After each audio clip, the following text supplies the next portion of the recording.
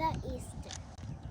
Once upon a time, there were Jesus' friends and also his disciples.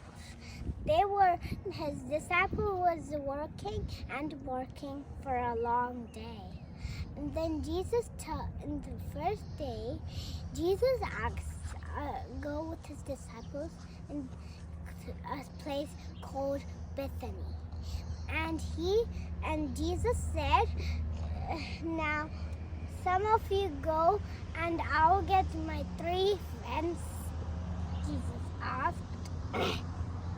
And Jesus got John, Peter, and Joseph. And Jesus said, go and pray, and then you guys follow me when I am praying, said Jesus. And Jesus prayed his first time. And then Jesus prayed first, and then the disciples didn't know what to ask, so they just slept.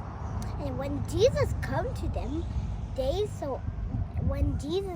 what Jesus saw is his disciples were sleeping. And Jesus said, hello, and then they wake up. Now go and pray. This is my second time. If I go to the third time, the soldiers will get me, said Jesus. And still, they didn't know what to ask. So they just slept. And Jesus prayed his second time. And then, what he just saw is his disciples were sleeping. Look, the time has come to need to die, said Jesus. And the 3 disciples run away from Jesus, and the soldiers make him die. And the bad disciples said to him to crucify him, make him die. And that man said, what did he did? He didn't do nothing. Make him crucify, everyone shouted. And some of them said, make him die. And the soldiers make him die on the cross. And Jesus get 3 breaths. So 1 inhale and take 2 inhale. The last breath, then he died. And everyone was too sad to see Jesus was died. And when he was alive, he